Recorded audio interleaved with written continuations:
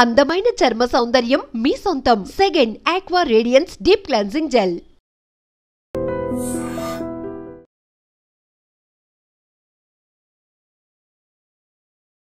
Welcome to iDream media. So జనరల్గా పెరుగు curd మంచిదే అని చెప్తూ ఉంటారు. తీసుకుంటే కనుక చాలా రకాల ఆరోగ్య లాభాలు కలుగుతాయి, గట్ హెల్త్ కూడా బాగుంటుందని చెప్తూ ఉంటారు. పెరుగు తీసుకోవడం వల్ల మనకు ప్రత్యేకంగా కలిగే ఆరోగ్య లాభాలు ఏంటి, ఏ విధంగా తీసుకోవాలి, ఏ టైంలో తీసుకోవాలి, వివరాలు తెలుసుకుందాం. మనతో పాటు ఉన్నారు ప్రముఖ vegetable therapist and sun spiritual society founder Vikramaditya Guruji గారు. గురూజీ నమస్తే అండి. సూర్యోస్మితల్లి. గురువుగారు, పెరుగు మంచి ప్రోబయోటిక్ తీసుకోవాలి ఇలా చెప్తూ ఉంటారు. పెరుగుని వేడివేడి అన్నంలో తీసుకోకూడదు, నైట్ పూట తీసుకోకూడదు ఇలా కూడా చెప్తూ ఉంటారు. పెరుగు నుంచి మనకు ఆరోగ్య లాభాలు కలగాలంటే ఏ టైంలో తీసుకోవాలి, అందరూ తీసుకోవచ్చా, ఎంత క్వాంటిటీ ఆఫ్ తీసుకోవాలి? భారతీయ అంటే సనాతన ఆహార విధానంలో పెరుగుకి చాలా పెద్దపీట వేయబడింది. పెరుగుతో ఆహారం అంటే చివరిలో పెరుగన్నం తినకపోతే ఆ తిన్న ఆహారానికి పరిపూర్ణత ఉండదు. ఇది మనకి సాంప్రదాయ విధానం చెప్పుతుంది. కంపల్సరీ నువ్వు ఎంత తిన్నా చివరిలో ఒక ముద్ద కనీసం పెరుగుతో తినాలి, ఇది శాస్త్రం. లేదు పెరుగన్నం అలవాట్లేదు అంటే సరిపోయింది, అన్ని రకాలు బాగున్నాయి తినేసి అయిపోయిన తర్వాత ఒక గ్లాసుడు పలచటి మజ్జిగ తాగడం అయినా సరే సాంప్రదాయం. అంటే మనం ఆహారం తినేటప్పుడు నీళ్లు తాగకూడదు. తినేటప్పుడు నీళ్లు విషంగా పరిణామం చెందుతాయి. భోజనాంతే విషం వారి అంటారు. భోజనం చివరిలో మంచినీళ్ళు తాగినా భోజనం మధ్యలో అది కొంచెం కొంచెం ఏదో నోట్లో పచనం అవడం కోసం నీళ్లు తీసుకోవాలి తప్ప మంచినీళ్ళు తాగకూడదు. భోజనం అంతే విషం వారి మంచినీళ్ళు తీసుకోవడం. కానీ మజ్జిగ తీసుకోవడం అనేది అరుగుదలను మెరుగుపరచడానికి చాలా అద్భుతంగా ఉంటుంది. ఎందుకంటే ఆ పెరుగులో ఏమున్నాయి, మంచి గుడ్ బ్యాక్టీరియా.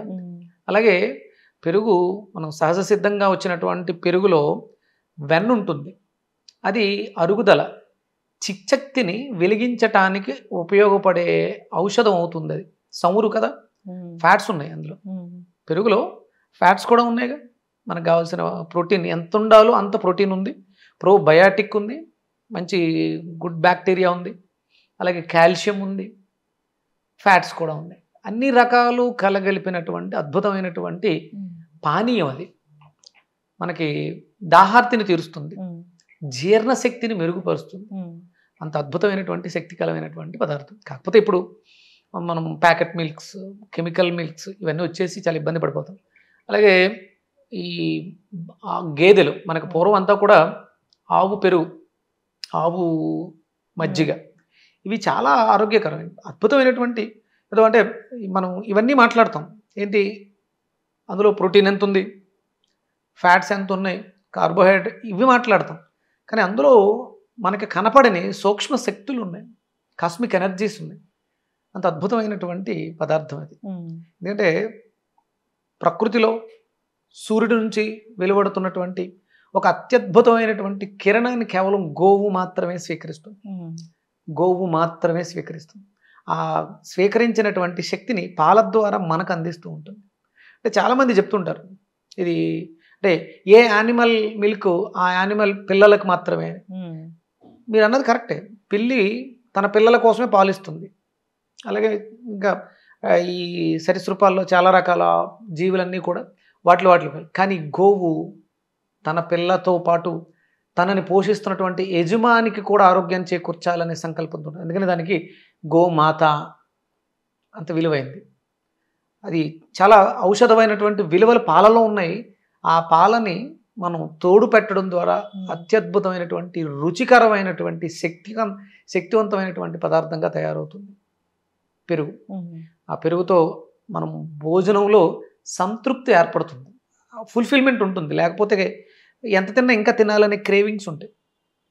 దానిని తగ్గించగలిగిన శక్తి అంటే ఎసిడిక్ నేచర్లో ఉన్నటువంటి శరీరాన్ని ఆల్కలైన్గా మార్చడానికి పెరుగు అత్యద్భుతంగా దోహదం చేస్తుంది, పలచగా చిలకడం వల్ల. ఓకే, అయితే మజ్జిగ తీసుకుంటేనే మంచిదా? మజ్జిగ తీసుకోవాలి. అంటే అన్నంలో పెరిగేస్తాం, కొన్ని నీళ్లు పోసుకుంటాం, దాంతోపాటు మనం లవణం, సైంధవ లవణం, కల్లుప్పు ఇలాంటివి వేసుకుంటాం. అంటే పూర్వం ఇంకా ఉండేవి, ఆయుష్ వృద్ధి చేసుకోవడం కోసం చిటికెడు సొంటి పొడి వేసుకుని భోజనం చేయడం. ఎందుకంటే ఇప్పుడు మనకి వర్షాకాలంలో పెరుగన్నం తింటే జలుబు చేస్తుందని భయం ఉంటుంది. చిటికెడు అలా చేత్తో, అంటే మన భోజనం దగ్గర ఇవన్నీ ఒక కప్తో ఉండేవి పూర్వం. సైంధవ లవణం, ఉప్పు, అంటే ఒక్కొక్కళ్ళ అభిరుచి ప్రకారం మిరియాల పొడి, సొంటి పొడి ఇవన్నీ ఉండేవి. అవి వేసుకోవడం వల్ల పెరుగులో అంటే కొన్ని దోషాలు వస్తూ ఉంటాయి. మీరు గమనించారో లేదో, ప్రతికూల శక్తులు ఉన్న చోట, నకారాత్మక శక్తులు ఉన్న చోట పెరుగు త్వరగా పాడైపోతుంది. పాలు తోడు పెడితే తోడుకో, గట్టి పడదు పెరుగు. అంటే ప్రకృతిలో ఉండేటువంటి కాస్మిక్ ఎనర్జీని కూడా అది రిసీవ్ చేసుకుంటుంది. మీరు గమనించలేదు, బ్యాడ్ స్మెల్ వస్తూ ఉంటుంది పెరుగు తోడు పెట్టిన నెక్స్ట్ డే.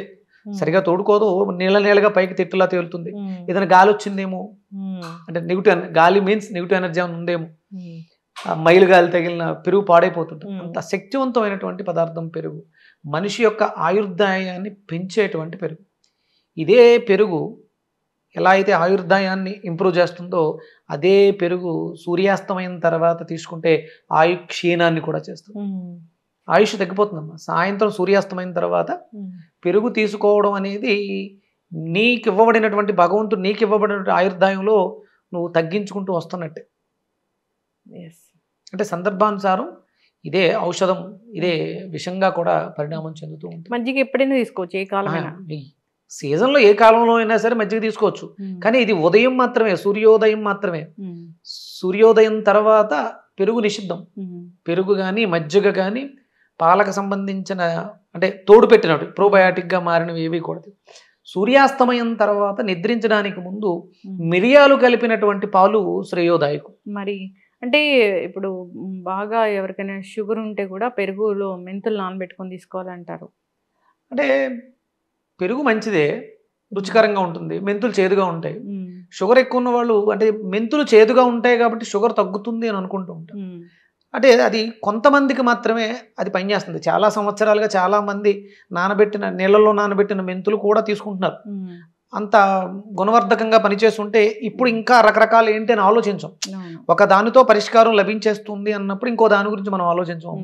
లేదు కాబట్టి ఆ మెంతులు తర్వాత కాకరకాయ వచ్చింది, కాకరకాయ తర్వాత చాలా రకాలు వచ్చింది. కానీ ఎక్కడా దీనికి ఎండ్ దొరకట్లేదు. అంటే మనిషికి మనస్తత్వానికి వైద్య విధానం అనేది మారుతూ ఉంటుంది. అందుకనే వైద్యుడు అన్నారు. అంటే కొన్ని రకాల దీర్ఘకాలికమైనటువంటి రోగాలు వచ్చినప్పుడు 85% మీరు మీ రోగాలను నయం చేసుకోవచ్చు. 85%. ఒక 15% రోగాలు నయం చేయాలంటే కొంచెం ప్రావీణ్యత ఉండాలి, సాధకులై ఉండాలి. ఏదో పుస్తకాలు చదివేసినంత మాత్రాన 4-5 ఏమంటారు మెడికల్ టెర్మినాలజీ మాట్లాడినంత మాత్రాన వైద్యులు అయిపోరు. డయేరియా వచ్చినప్పుడు కూడా పెరుగు వాడతారా? ప్రోబయాటిక్ అంటే మన బాడీలో గుడ్ బ్యాక్టీరియా లేకపోతే వచ్చేటువంటి ప్రాబ్లమ్స్ ఎదుర్కోవడానికి పెరుగు అత్యుత్తమైనటువంటి ఔషధం. చాలా అద్భుతమైనటువంటి ఔషధ గుణాలు ఉన్నాయి. అది ఆహారంతో కలిసినప్పుడు ఆహారమే ఔషధం అవుతుంది కాబట్టి మనకు అద్భుతమైనటువంటి పోషకాలను ఇస్తుంది. దాన్ని అంటే కేవలం ఒక పెరుగుని చిలకడం అనేది ఒక పెద్ద ప్రక్రియ. ఒక చెక్క కవ్వాన్ని పెట్టి దాన్ని clock wise anti clock wise తిప్పడం వల్ల మరింత శక్తివంతంగా తయారవుతుంది. అందులో కంటికి కనపడని ఆయిల్ ఉందిగా పెరుగులో, దాన్ని దేని ద్వారా బయటకు తీస్తున్నాం? చిలకడం అనే ఒక ప్రక్రియ. ముందుకి వెనక్కి చిలకడం ద్వారా లోపల ఉన్నటువంటి, అంటే ఇంకొకటి ఏదో ప్రవేశించి ఈ రెండింటిని విడగొట్టింది. మనకు చాలా శక్తివంతమైనటువంటి పదార్థం. ఏదో అంటే మనం తొలిపేసుకోవడం కాదు, చిలకాలి. ఆ చిలకడం వల్ల కాస్త ఎనర్జీస్ అన్నీ కూడా అందులో యాడ్ అవుతాయి. ఒకసారి క్లాక్ వైజ్ తిప్పినప్పుడు పైన ఉన్న ఎనర్జీ కిందకి దిగుతుంది, యాంటీ క్లాక్ వైజ్ తిప్పినప్పుడు దాంట్లో స్ప్రెడ్ అవుతుంది. ఇది ప్రక్రియ నిరంతరంగా జరిగి, అంటే మనకు వెన్న కావాలనుకున్నప్పుడు బాగా ఎక్కువసేపు చిలుకుతుంది. తాగడానికి కావాలనుకున్నప్పుడు నార్మల్గా 4-5 సార్లు చిలకాలి కంపల్సరీ. చిలకడం వల్ల చెక్క కవ్వం వేసుకుని అది మరింత ఔషధంగా మారుతుంది. దాంట్లో కొంచెం దోరగా వేయించినటువంటి జీలకర్ర, కొంచెం సైంధవ లవణం, 2 కరివేపాకులు అబ్బలేస్తే అద్భుతమైనటువంటి బటర్ మిల్క్ చాలా అద్భుతంగా ఉంటుంది. చక్కగా చెప్పారు గురూజీ. పెరుగు తీసుకోవచ్చు, తీసుకుంటే ఆరోగ్య లాభాలు కలుగుతాయి. కానీ ఉదయం పూట మాత్రమే పెరుగు తీసుకోవాలి, ఈవినింగ్ టైంలో పెరుగు తీసుకోకూడదు అనేది వేదంలో శాస్త్రం సాయంత్రం పూట పెరుగు తీసుకోకూడదు అనేది శాస్త్రంలో చెప్పబడింది. సో ఆ విధంగా అందరూ ఫాలో అవ్వాలని కోరుకున్నాం. పెరుగు అన్ని విధాలా మంచిది. పెరుగులో మెంతులు కలుపుకొని తీసుకుంటూ ఉంటారు. సో పెరుగులో గ్యాస్ట్రిక్ బాగా ఎక్కువగా ఉన్న వాళ్ళు మెంతులు వాడకూడదమ్మా. ఎసిడిటీతో సఫర్ అయ్యే వాళ్ళు మెంతులు వాడకూడదు, ఓకే. మిగతా వాళ్ళు వాడుకోవచ్చు. అంటే ఇవి తెలియాలి, అంటే వస్తువు యొక్క గుణాన్ని బట్టి అది ఎప్పుడు వాడాలో తెలియాలి. అలాగే చాలామంది వెల్లుల్లిపాయలు తినేయాలి అంటారు, నమలాలి, వాటి వల్ల కూడా గ్యాస్ట్రిక్ ఇష్యూస్ పెరుగుతాయి. వెల్లుల్లిపాయ మంచిదే, ఎంతవరకు మంచిది, దేనికి మంచిది, ఔషధానికి గుణగణాలు ఉంటాయి, వాటిని అనుసరించాలి. అది కొంత ప్రావీణ్యత కలిగిన వాళ్ళు ఔషధాలుగా తీసుకోవాలి. అందుకనే మనకి కూరల్లో పెట్టుకుంటాం, దానికి ఏమి పెద్ద ఇబ్బంది ఉండదు. పసుపు వాడడం మంచిదే, ఎంత మంచిది అనేది కూరల్లో వేసుకోవడం వరకు మంచిది. మంచిది కదా అని చెప్పేసి అని పాలలో ఎక్కువ కలుపుకుని తాగితే మోషన్ టైట్ అయిపోతుంది, ఇబ్బంది అయిపోతుంది. ఏదైనా ఔషధమే పరిమాణంలో వాడాలి, దానికి ప్రావీణ్యత కావాలి, దానికి సాధన కావాలి. ఎవరు పైనుంచి ఊడిపడం, రెగ్యులర్గా ప్రతిదీ చూస్తూ సాధన చేస్తూ ఉంటే ఎవరికి వాళ్ళే 85% మీకు వచ్చే రోగాలకి మీరే డాక్టర్. దాని తర్వాత మాత్రమే మీకు ప్రత్యేకమైన నైపుణ్యం కలిగినటువంటి సాధకులు కావాలి. ఎస్, చక్కటి ఇన్ఫర్మేషన్ గురూజీ. సో వంటిల్లే ఔషధశాల, దాంట్లో ఉండే ప్రతి వస్తువు కూడా మనకు ఆరోగ్యాన్ని కలిగించేదే, కానీ ఎట్లా వాడుకోవాలనే దాని మీద కూడా అవగాహన ఉండాలి. ఎక్కువగా మాత్రం వాడుకోవడం అతి సర్వత్రా వర్జిత్. చక్కటి ఇన్ఫర్మేషన్ అండి, ధన్యవాదాలు. సూర్యసుంతల్లి. And don't forget to subscribe to iDream. And for more videos, please subscribe to iDream. Please subscribe to iDream. Please subscribe iDream. And please subscribe to iDream. For more videos, subscribe to iDream. please like, share and subscribe to the channel. Congratulations, iDream. Subscribe to iDream. Subscribe to iDream. So subscribe to iDream Media.